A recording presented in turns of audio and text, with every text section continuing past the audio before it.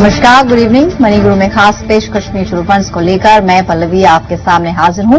आज चर्चा mutual fund specific सवालों पर होगी और साथ ही टैक्स से जुड़े हुए भी कुछ सवाल हम इस कार्यक्रम में शामिल करेंगे। एक बार नजर डालते हैं आज का ऑन द शो क्या कहता है। कई सवाल हमने शामिल किए हैं, खासतौर से अगर आप लंबी अवधि के लिए निवेश कर रहे हैं तो लॉन्ग टर्म में कौन कौन से फंड्स आपको शामिल करने चाहिए, एक्सपर्ट से हम जानेंगे। और साथ ही सेक्टोरल फंड्स में फिलहाल कितना रिस्क है, आपको क्या अपने पोर्टफोलियो में सेक्टोरल फंड शामिल करने चाहिए या नहीं, और साथ ही कुछ टैक्स से जुड़े हुए भी सवाल हैं, उन्हें हम शामिल कर रहे हैं आज के कार्यक्रम में। हमारे साथ इस चर्चा में विश्वजीत पराशर हैं, group head marketing Bajaj capital.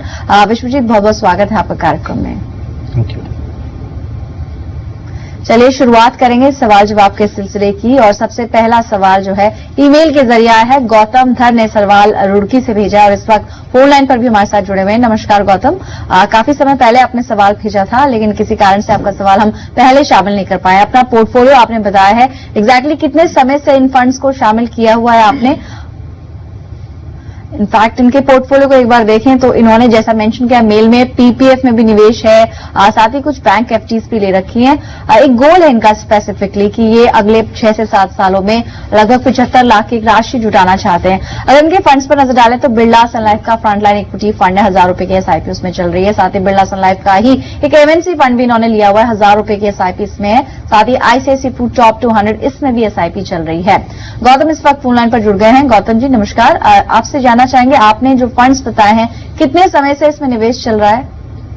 5 साल, 5 ईयर्स। ओके, और अगले कितने और साल के लिए आप निवेश करना चाह रहे हैं? मैं और 6-7 साल के लिए, अराउंड 7 ईयर्स। ओके, और कोई स्पेसिफिक गोल है जिसके लिए राशि आपको चाहिए? और इन बिटवीन क्या आपने कभी रकम बीच में निकाली है, चेक किया है कि फिलहाल पोर्टफोलियो की रकम कहाँ पहुंची है? Madam TB 7 lakh, 7.5 lakh. Alright, ठीक है। जैसा कि आपने बताया लगभग 11,000 रुपए की राशि आप हर महीने निवेश करते हैं एसआईपी में, और आगे भी कुछ निवेश आप फर्दर इन्फ्यूज करना चाहते हैं क्योंकि टारगेट आपका काफी बड़ा है। Looking at your age, in fact expert से जानते हैं कि आपके पोर्टफोलियो में क्या एडिशन हो सकता है, क्या चेंजेस आप कर सकते हैं। विश्वजीत, आपने इनका पोर्टफोलियो देखा, लार्ज कैप के काफी सारे फंड्स इनके पोर्टफोलियो में है, और जैसा कि इन्होंने खुद बताया भी कि पिछले 5 साल से इन फंड्स को इन्होंने शामिल किया हुआ है और आगे भी 7 साल का नजरिया है। इसमें से कौन से फंड से कंटिन्यू करें और कौन से फंड में से निकल जाना बेहतर होगा? जी बिल्कुल, इनका फंड पोर्टफोलियो काफी डाइवर्सिफाइड है और इन्होंने अमाउंट भी, अपना गोल अमाउंट भी डिफाइन किया हुआ है, तो बहुत अच्छी बात है। मैंने देखा कि इनके लार्ज कैप, जैसे कि आपने कहा, बिल्कुल ठीक है, लेकिन 2 थीमेटिक फंड्स भी हैं, बिरला सन लाइफ एमएनसी फंड और एक रिलायंस फार्मा फंड। ये 2 फंड थोड़े से मतलब रिस्क पॉइंट ऑफ व्यू से थोड़ा ज्यादा हो सकते हैं, लेकिन अगर ये लॉन्ग टर्म प्रीव्यू देख सकते हैं तो उस पर बने रह सकते हैं। लेकिन मेरे हिसाब से इनको हर 6 महीने में ये जितना भी पोर्टफोलियो रिव्यू करना चाहिए, क्योंकि काफी लंबे समय से ये 19 स्कीमों में जुड़े हुए हैं। तो अगर ये देखते हैं कि फार्मा सेक्टर या एमएनसी सेक्टर में बहुत ज्यादा ग्रोथ आने वाली है तभी बने रहें, अदरवाइज ये किसी मिड कैप फंड यानी कि एचडीएफसी मिड कैप अपॉर्चुनिटीज या किसी और रिलायंस इक्विटी अपॉर्चुनिटीज फंड में निवेश कर सकते हैं और अपना पोर्टफोलियो थोड़ा डाइवर्सिफाइड कर सकते हैं। जहां तक कि इन्होंने अपनी गोल अमाउंट की बात करी, वो 75 लाख और करीब 6-7 साल का पीरियड बताया है, तो बहुत ही शॉर्ट टर्म में ज्यादा अमाउंट जोड़ना चाहते हैं, बहुत अच्छी बात है। मार्केट भी काफी पॉजिटिव है, अच्छा रिटर्न्स एक्सपेक्ट कर सकते हैं, लेकिन करीब 20,000 के करीब और इनको एसआईपी स्टार्ट करनी पड़ेगी, तब जाके कहीं 75 लाख का गोल अचीव होगा। और मेरी सलाह यही रहेगी, क्योंकि जैसा भी जो भी गोल सोच के चल रहे हैं, जैसे जैसे मार्केट में निवेश कर रहे हैं और अगर प्रॉफिट बुकिंग होती है तो उस पोर्टफोलियो को थोड़ा सा डेट की तरफ भी ले जाएं, ताकि ऐसा ना हो कि जब गोल अमाउंट या टाइम आए तो सारा पोर्टफोलियो इक्विटी में हो। जैसे जैसे अपने गोल के करीब जाते जा रहे हैं, थोड़ा थोड़ा डेट की तरफ भी बढ़ते जाएं, ताकि रिस्क थोड़ा सा कम हो जाए और इनका जो जितना भी, इनको कोई फ्रेश स्कीम में निवेश करने की जरूरत नहीं है। मेरे हिसाब से पोर्टफोलियो काफी डाइवर्सिफाइड है, 6-7 स्कीम्स में ऑलरेडी उन्होंने निवेश किया हुआ है, तो उसी में एडिशनल निवेश कर सकते हैं ताकि उनको मैनेज करना इनके लिए आसान हो। इनफैक्ट विश्वजीत, आपने कुछ नए फंड्स भी इनको सजेस्ट किए हैं, तो मैं आपसे ये जानना चाह रही हूँ क्या, क्योंकि लार्ज कैप में ऑलरेडी बहुत एक्सपोजर है, तो क्या पोर्टफोलियो में 2 लार्ज कैप फंड्स इनफ होंगे, या फिर लुकिंग एट कि इनको काफी कम समय में, जैसे आपने खुद भी कहा कम समय में बड़ी राशि चाहिए, ऐसे में लार्ज कैप फंड ज्यादा होने चाहिए? और जो नए फंड्स आपने यहाँ पर शामिल किए हैं उस पर क्या एग्जैक्टली स्ट्रैटेजी रखें और ये एलोकेशन किस तरह से करें, क्योंकि ऑलरेडी 11,000 रुपए की राशि ये निवेश कर रहे हैं और आपने अभी बताया कि 20,000 रुपए और इन्हें निवेश करने पड़ेंगे ताकि अपने लक्ष्य तक पहुंच सकें। जी बिल्कुल, जैसे मैंने बताया वैसे करीब करीब हमारी जो स्ट्रैटेजी रहती है वो ये रहती है कि अगर आपके पास 100 रुपए है तो 30 रुपए करीब लार्ज कैप में, 30 रुपए फ्लेक्सी कैप में और 30 रुपए मिड कैप में, और बाकी जो बच जाता है वो थीमेटिक फंड्स या सेक्टोरल फंड्स में निवेश कर सकते हैं। तो इस तरीके से अपना पोर्टफोलियो थोड़ा डाइवर्सिफाई कर सकते हैं। लार्ज कैप में ऑलरेडी इन्होंने निवेश किया हुआ है तो मिड कैप में भी ये थोड़ा और देख सकते हैं, और फ्लेक्सी कैप फंड्स में निवेश कर सकते हैं जो कि जो अक्रॉस मार्केट कैपिटलाइजेशन में निवेश करते हैं। इससे इनका पोर्टफोलियो में थोड़ा रिस्क भी कम हो जाता है और अच्छे रिटर्न्स यानी कि अल्फा जिसे हम कहते हैं वो आने की आशंका बढ़ जाती है। जी, इनफैक्ट रिटर्न्स अगर देखें जो फंड्स आपने बताया, यहाँ पे रिलायंस टॉप 200 फंड है, करीब 30% तक का रिटर्न पिछले 3 साल में मिला है। साथ ही टाटा प्योर इक्विटीज ने भी 23% तक का रिटर्न आप इस फंड ने दिखाया पिछले 3 साल में एनुअलाइज बेसिस में। साथ ही कुछ और फंड्स भी हैं, इन पर भी आप विचार कर सकते हैं। और जैसा कि एक्सपर्ट ने कहा ऑलरेडी बहुत सारे फंड्स हैं, थोड़ा कंसोलिडेट आप जरूर कर सकते हैं। कुछ सवाल और शामिल कर रहे हैं। राम मूरत जी इस वक्त ऑनलाइन पर जुड़े हैं ग्वालियर मध्य प्रदेश से। नमस्कार मिस्टर पटेल, अपना सवाल पूछें और ये भी बताएं कि फिलहाल कौन से फंड्स में निवेश चल रहा है। गुड इवनिंग मैडम, मैं प्रमोद पटेल जी। मैडम मैं अभी मेरा निवेश क्या कहते हैं 5,000 का टोटल है म्यूचुअल फंड में जी। HDFC मिड कैप फंड और ICICI प्रो डिस्कवरी फंड में तो 2,000 जी, SBI मैग्नम में 1,000 जी, और UTI में 1,000 का 10,000 का रखा है। अच्छा, जो आपने बताया है ज्यादातर फंड्स इसमें SIP, लेकिन एक UTI फोकस्ड इक्विटी 2 जो सेकंड सीरीज है, इसमें आपने शायद इकट्ठा पैसा जमा किया है। एग्जैक्टली खास वजह क्या रही इसमें लमसम करने की और बाकी जो SIPs हैं उसके पीछे? SIP तो मेरा कंटिन्यू है क्योंकि मेरा गोल है घर का क्या कहते हैं 10 साल बाद 85 लाख का। ओके। और बच्चे की एजुकेशन के लिए 15 साल में 25 लाख का। ओके। और बच्चे के मैरिज के लिए 25 साल बाद 25 लाख का जी। और रिटायरमेंट के लिए 1 करोड़ का जी। आपसे एक ये चीज मैं जानना चाहूंगा, आपने जैसे बताया 15 साल में 25 लाख की राशि आप चाह रहे हैं और 10 साल में भी 50 लाख की राशि। इसके साथ साथ रिस्क कवर के लिए आपने कोई टर्म प्लान लिया है फिलहाल या लेने पर विचार कर रहे हैं? टर्म प्लान के लिए मैं भी सोच रहा हूँ मैडम, उसके लिए मैं एडवाइस चाहता हूँ जी। बिल्कुल एक्सपर्ट से जी, क्योंकि फाइनेंशियल प्लानिंग का एक अहम हिस्सा टर्म प्लान भी है। बना रहा है फोन लाइन पर हमारे साथ विश्वजीत पराशर है, आज के एक्सपर्ट। आपने पोर्टफोलियो अपना बताया, इस पोर्टफोलियो को आप कैसे देख रहे हैं विश्वजीत, और साथ ही तो एक बहुत अहम हिस्सा है टर्म प्लान, उसके लिए आप क्या सजेस्ट करेंगे? जितनी इनकी रकम, जितनी इनकी सैलरी है और साथ ही उम्र है, उस हिसाब से फिलहाल कितना कवर इनको लेना चाहिए? जी राम मूरत जी, सबसे पहले तो मैं कहूंगा कि आपने काफी शॉर्ट एज में अपनी प्लानिंग अच्छी शुरू कर दी है तो उसके लिए बधाइयां। लेकिन जैसा कि पल्लवी मैडम ने बताया कि टर्म प्लान होना जरूरी है। अगर आप अकेले ब्रेड अर्नर हैं फैमिली के, इनकेस आपको कुछ हो जाता है तो सारे आपके गोल्स जितने भी आपने सोचे हैं वो सब थोड़े खतरे में पड़ जाते हैं। टर्म प्लान का सिंपल फॉर्मूला लेके चलें तो आपकी जो इनकम है, जिसमें यहाँ देख रहा हूँ करीब 31,000 रुपये मंथली इनकम है, तो अगर आप 30 से 40 लाख के करीब आप टर्म प्लान ले लें, ज्यादा महंगा नहीं आता। सुनने में अमाउंट काफी बड़ी लगती है तो बहुत ज्यादा रकम नहीं देनी पड़ेगी, लेकिन उससे एक सेफ्टी रहती है। हम किसी भी फाइनेंशियल प्लान को जब बनाते हैं तो सबसे पहला कदम यही होता है कि पहले हम अपने आप को इंश्योर कर लें, सेफ कर लें, या चाहे वो मेडिक्लेम है चाहे वो टर्म प्लान है, ताकि कोई भी अनफोर्सिंग घटना ना हो जिससे कि आपकी फैमिली को परेशानी हो। उसके बाद हम निवेश की ओर जाते हैं, इन्वेस्टमेंट्स की ओर जाते हैं। और आपने जैसे कि 5,000 रुपए करीब SIP स्टार्ट करी हुई है और 10,000 का आपके पास लमसम भी है, तो 2 गोल्स आपने करीब करीब बताए हैं। एक 25 लाख का बच्चे की एजुकेशन के लिए और एक आपने 50 लाख का गोल है जो 10 साल बाद आपने घर लेने के लिए। तो मेरी सलाह यह रहेगी कि अगर जो बच्चे का गोल है वो 5,000 रुपए से SIP से करीब करीब 15 साल में पूरा हो जाता है तो आपको वो निश्चिंत रूप से आप वो गोल पूरा कर सकते हैं। उसमें आपको एडिशनल कोई निवेश करने की जरूरत नहीं है। जहां तक कि घर लेने की बात है वो 50 लाख का 10 साल में, तो मेरी सलाह यह रहेगी कि अगर आप 50 लाख का आप कॉर्पस बनाना चाहते हैं 10 साल में तो आपको काफी तगड़ी SIP करनी पड़ेगी, यानी कि करीब 20-25 हजार के करीब SIP निवेश करनी पड़ेगी, जो अभी आपकी शायद इनकम अलाउ ना करे और आपके ऊपर एक प्रेशर रहेगा। मेरे हिसाब से आप करीब 10 लाख का गोल लेके चलें, जो कि एक लमसम के लिए काम आएगा जब आप डाउन पेमेंट करेंगे किसी घर के लिए, और उसके लिए आप 4-4.5 हजार की SIP से स्टार्ट कर दें। और मेरे हिसाब से जब आपको घर लेना होगा तो आप होम लोन लें और उससे ना तो आपके ऊपर प्रेशर रहेगा और उससे आपका टैक्स सेविंग की भी बचत रहेगी। तो तीनों ही गोल्स आप आराम से अचीव कर पाएंगे। इनफैक्ट एक बहुत अच्छी सलाह यहाँ पर आपने बातों बातों में दी कि आप रियलिस्टिक गोल्स रखें, जो भी आप लक्ष्य बना रहे हैं। कार्यक्रम देखकर भी आपने कुछ गोल सेट किए हैं और साथ ही फंड्स भी आपने कुछ बताए थे कि जो ऑलरेडी आप जिसमें निवेश कर रहे हैं, लेकिन फिर भी आप ये देखें कि फिलहाल जरूरत आपकी क्या है और आपकी पॉकेट कितना अलाउ कर रही है, और आपकी आय बढ़ने के साथ साथ आप निवेश बढ़ा भी सकते हैं। फिलहाल एक छोटे से ब्रेक के लिए रुकेंगे, एक्सपर्ट हमारे साथ बने हुए हैं, लेकिन आपको बता दें तरीका क्या है हमसे जुड़ने का। आप हमें मेल के जरिए सवाल भेज सकते हैं moneyGuru@zmedia.slgroup.com या फिर SMS करें, सेव लिखकर सवाल अपना भेजें 57575 पर। साथ ही अपने टैक्स से जुड़े सवाल भी आप भेज सकते हैं, क्योंकि अब समय बहुत कम रह गया है आपके पास टैक्स प्लानिंग के लिए। तो आप टैक्स से जुड़ा कोई भी सवाल या कंफ्यूजन है तो एक्सपर्ट से पूछें। कोड टैक्स है, टैक्स लिखकर अपना सवाल भेज सकते हैं 57575 पर।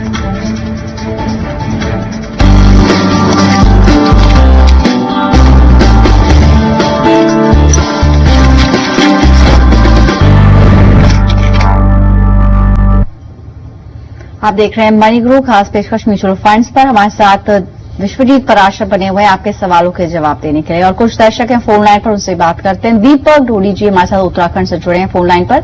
नमस्कार दीपक, गुड इवनिंग, अपना सवाल पूछें। सबसे पहले मैं जी बिजनेस को धन्यवाद दूंगा जो उसने इस प्रकार का प्रोग्राम बनाया है जिसके कारण हम अपना पोर्टफोलियो सेट करते हैं। मैडम जी, मेरा क्वेश्चन है जी कि मैंने अपने नाम पे और अपनी पत्नी के नाम से, चूंकि हम दोनों बेसिक में टीचर हैं जी, संयुक्त रूप से एक लोन लिया था, होम लोन, और वो सन 2009 में लिया था।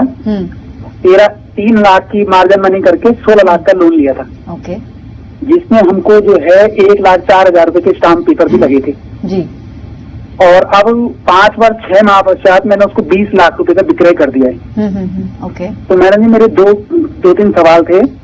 नंबर 1 है कि होम लोन पे जो दूसरा, यदि मैं होम लोन लेता हूँ तो क्या मुझे उसमें टैक्स की माफी मिलेगी जी, पहला सवाल। दूसरा है कि मैं कितने ईयर तक अगर मैं इन्वेस्टमेंट नहीं करता हूँ नए मकान जी, जितनी डिटेल्स हमारे पास है उसके आधार पर जानने की कोशिश करेंगे। जैसा कि इन्होंने बताया विश्वजीत कि ये प्रॉपर्टी 2009 में इन्होंने खरीदी थी और इस प्रॉपर्टी के लिए इन्होंने लोन भी लिया था। अब इस प्रॉपर्टी को ये बेच चुके हैं और जो प्रोसीड्स हैं 3 से 4 लाख रुपए का एक जो कैपिटल गेन्स है उस पर ये जानना चाह रहे हैं कि एक तो टैक्स देनदारी कितने बनेगी, और साथ ही इन्होंने एक, शायद ये बात इनकी कंप्लीट नहीं हो पाई, लेकिन जो इन्होंने इशारे में कहा वो यही था कि जो छूट ये ले सकते हैं टैक्स पर अगर इस प्रॉपर्टी को बेच दिया जाए, यानी एक ऐसी प्रॉपर्टी जिस पर होम लोन लिया हुआ है, उस केस में कुछ अलग टैक्स ट्रीटमेंट होगा। एंड प्लस क्या जितनी भी छूट अब तक ली है इन्होंने 80C में, क्या वो वापस इनको सरेंडर करनी पड़ेगी? एग्जैक्टली टैक्स प्रोसेस क्या कहता है? जी बिल्कुल, जैसे जो होम लोन के लिए रूल्स रहते हैं वो ऐसा होता है कि क्योंकि इन्होंने 3 साल के बाद ये बेचा है अपना दूसरा जो मकान है और उसमें उनको काफी प्रॉफिट भी हुआ 3-4 लाख का, तो टैक्स तो लगेगा। उसमें 2 तरीके होते हैं टैक्स कैलकुलेट करने के। सबसे पहले एक तो क्योंकि ये long term capital gains tax है तो इसमें इंडेक्सेशन बेनिफिट मिलता है 20% के हिसाब से जो भी इनका अमाउंट है, या फिर ये 3 लाख के ऊपर फ्लैट 10% टैक्स दे सकते हैं और अपने छूट सकते हैं। लेकिन अगर ये टैक्स से बचना चाहते हैं और नहीं देना चाहते हैं तो इनके लिए इनको एक और रेजिडेंशियल प्रॉपर्टी में इन्वेस्ट करना पड़ेगा, निवेश करना पड़ेगा। तो इनका सारी अमाउंट अगर ये निवेश कर देते हैं तो, लेकिन वो रेजिडेंशियल होना चाहिए, प्लॉट से काम नहीं चलेगा, चाहे वो अंडर कंस्ट्रक्शन हो या वो बना बनाया हो, तो उसमें फिर इनको टैक्स नहीं देना पड़ेगा। और जो ये अब तक का बेनिफिट लेते आए हैं वो बेनिफिट मिलता रहेगा। जैसे ये क्लोज कर देंगे फिर आगे से उनको बेनिफिट नहीं मिलेगा। हाँ, अगर ये फ्रेश होम लोन लेंगे तो उनका फ्रेश ट्रीटमेंट की तरह लिया जाएगा। यानी 3 साल का जो समय वो पूरा हो चुका है, इसलिए लॉन्ग टर्म कैपिटल गेन्स माना जाएगा इस रकम का। और साथ ही आपने जो पूछा कि जो सरेंडर आप करना चाहेंगे नहीं, आप किसी टैक्स एक्सपर्ट की भी सलाह ले सकते हैं इस पर, और इस राशि को आप कहीं और निवेश करना चाहें उससे पहले कंसल्ट आप जरूर कर सकते हैं। फिलहाल एक छोटे से ब्रेक के लिए रुकते हैं। टैक्स या फिर निवेश से जुड़े अपने सवाल आप हमें मेल के जरिए या SMS के जरिए भेज सकते हैं, क्योंकि टैक्स प्लानिंग में समय भी कम बचा है। आप टैक्स से जुड़े सवाल भेजें टैक्स लिखकर 57575 पर। साथ ही सुझाव अपने जरूर भेजें मेल पर, साथ ही अपना फोन नंबर मेल में जरूर मेंशन करें।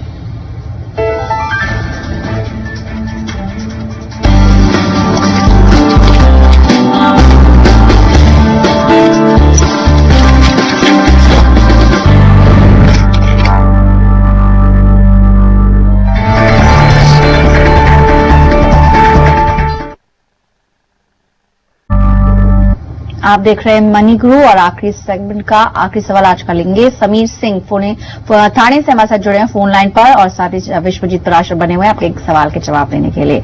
समीर नमस्कार, गुड इवनिंग। आपने अपनी मेल में बताया है कि आप ऐसे ऑप्शन तलाश रहे हैं जिसमें ज्यादा लॉक इन ना हो। एग्जैक्टली वजह क्या है और आप रिस्क कितना ले सकते हैं निवेश के लिए? मैम एक्चुअली मैं अभी मुझे जैसे बाइक खरीदना या ये सब मेरे प्लान है आगे जाके खरीदने की चीजें जी, और थोड़े पर्सनल काम भी है जिसमें अराउंड मेरे को 1 लाख to 2 लाख रुपए लग सकता है आगे जाके, वो लग सकता है। इसलिए मैं सोच रहा था कि लॉन्ग टर्म अगर लॉक इन ना हो तो अच्छा रहेगा मेरे लिए। राइट, लेकिन मैं रिस्क ले सकता हूँ जी। लेकिन लॉक इन के लिए अलग अलग इंस्ट्रूमेंट्स में अलग अलग लॉक इन है। जैसे अगर आप ELSS करने जाएंगे वहां 3 साल का मिनिमम लॉक इन है, तो क्या 3 साल के लिए आप रकम अपनी कहीं पर जमा कर सकते हैं? नहीं, वही प्रॉब्लम है। 1 से 2 साल से ज्यादा नहीं। हाँ, उससे ज्यादा। राइट, ठीक है। आपने जितने एक्सपेंसेस बताए हैं और इस आधार पर कि आपकी जो इनफ्लो है सैलरी का लगभग 40,000 आप बता रहे हैं, इस बात को हम ध्यान में रखेंगे कि लिक्विडिटी ज्यादा मिले, आप ऐसा कोई ऑप्शन तलाश रहे हैं। I think Vishwajeet, SIP is the only option जहां पर इन्हें रिटर्न तो मिलेगा लेकिन अगर जरूरत पड़ी तो ये रकम निकाल भी पाएंगे। कुछ ऑप्शंस बता सकते हैं इन्हें?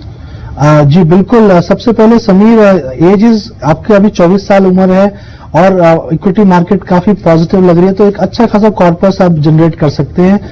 बहुत अच्छे समय में आप निवेश कर रहे हैं, तो मेरी सलाह ये रहेगी क्योंकि आपके पास काफी एज है और आप रिस्क भी ले सकते हैं। इतना कंजर्वेटिव होने की जरूरत नहीं है जितना कि आप बने हुए हैं और सारा ही आपने बैंक्स में रखा हुआ पैसा। जो फाइनेंशियल प्लानिंग प्रिंसिपल्स हैं, अगर आपने बाइक लेनी भी है या कुछ भी लेना है तो भी ज्यादा सोचने की जरूरत नहीं है। आपका जितना भी इनकम है उससे करीब 2 टाइम्स आपके बैंक में होना चाहिए। इससे ज्यादा का अगर आपको नहीं रखना चाहिए, क्योंकि बैंक्स में ज्यादा रिटर्न आपको नहीं मिलेगा और इन्फ्लेशन आपका जो कमाई है वो सब इन्फ्लेशन में चला जाएगा। जहां तक कि लिक्विडिटी की बात है, और 1-1.5-2 लाख रुपए आप रख सकते हैं। अगर आपको लग रहा है कि रियलिस्टिक 1-8 साल में कोई गोल है तो आप वो 1-2 लाख रुपए आप रखिए। बट उसके अलावा क्योंकि आपकी 40,000 इनकम है और आपके खर्चे 10-12 हजार हैं, तो करीब कम से कम 30 to 40% आपकी जो इनकम है, मेरे हिसाब से आपको इक्विटी डाइवर्सिफाइड म्यूचुअल फंड्स में निवेश करना चाहिए। लिक्विडिटी भी पूरा मिलेगा, एनी टाइम लिक्विडिटी मिलेगा। मतलब जब आप चाहें इन अ पीरियड ऑफ 2 दिन के या 3 दिन के अंदर अंदर आपके सारा पैसा आपके अकाउंट में आ जाएगा। हालांकि हम ये सलाह देते हैं कि थोड़ा लॉन्ग टर्म व्यू लेके चलें। आपको ELSS में जाने की जरूरत नहीं है। ELSS में जाने के लिए आपको टैक्स सेव करना हो तभी जाने की जरूरत पड़ती है। अदरवाइज आप डाइवर्सिफाइड इक्विटी म्यूचुअल फंड्स में लगाएं और उसको थोड़ा डाइवर्सिफाई कर लें पोर्टफोलियो को। 2-3 SIP लें, लार्ज कैप फंड्स में ले लें, ICICI prudential focus blue chip में ले लें, ऐसे रिलायंस टॉप 50 में ले लें, तो ये ऐसे ले लें। और उसके बाद 2-1 मिड कैप फंड्स ले लें, यानी कि HDFC mid cap opportunities fund ले लें। थोड़ा वैल्यू स्टाइल फंड में भी निवेश कर सकते हैं। ICICI प्रूडेंशियल डिस्कवरी फंड है जो कि वैल्यू स्टाइल फंड है। तो ऐसे करीब 5-6 SIPs आप निवेश करें, 3-3 हजार 2-2 हजार के अमाउंट से निवेश करें, तो लंबे पीरियड में एक बहुत अच्छी अमाउंट हो जाएगी। जब आप चाहेंगे आप पैसा निकाल सकते हैं, बट सोच के चलिए कि करीब 2-3 या 4 साल के लिए आप निवेश कर रहे हैं, तो एक बहुत अच्छी कॉर्पस आपको जुड़ जाएगी। और जैसे कि आपने बताया, बाइक या और बहुत सारे गोल्स आपके इसके थ्रू अचीव हो जाएंगे। राइट, तो यानी कि 2 अहम बातें आपने बताई हैं। एक तो ये कि बैंक में जो आप पैसा रखेंगे 4 से 6% ही आपको रिटर्न मिलेगा, और प्लस अगर उसी रकम को आप SIP में डालते हैं तो आपको बेहतर रिटर्न की भी उम्मीद है, और साथ ही थोड़े समय के लिए और रखेंगे तो अच्छे रिटर्न्स आप ले पाएंगे और लिक्विडिटी भी आपको इस पर्टिकुलर विकल्प में मिलेगी। इसलिए थोड़ा सोचिए, विचार करें कि SIP शुरू करनी है नहीं। और जैसे कि एक्सपर्ट ने बताया, लार्ज कैप, मिड कैप, अलग अलग कैटेगरीज में आप शुरुआत कर सकते हैं। 1,000 रुपए या 2,000 रुपए की राशि से भी आप SIP शुरू कर सकते हैं। नियमित रूप से आपके अकाउंट से, जिस तरह से आप RD करते हैं उसी तरीके से आप इसमें निवेश कर सकते हैं। फिलहाल इतने ही सवाल हम शामिल कर पा रहे हैं। उम्मीद है आपको आज का कार्यक्रम अच्छा लगा होगा। विश्वजीत, आपका भी बहुत बहुत शुक्रिया सी बिजनेस को कीमती समय देने के लिए। और दर्शकों को बताएं कि अपने सवाल या सुझाव हमें लिखकर भेज सकते हैं हमारे ईमेल ID पर moneyguru@zmedia.srgroup.com। साथ ही टैक्स से जुड़े सवाल भेजिए 57575 पर।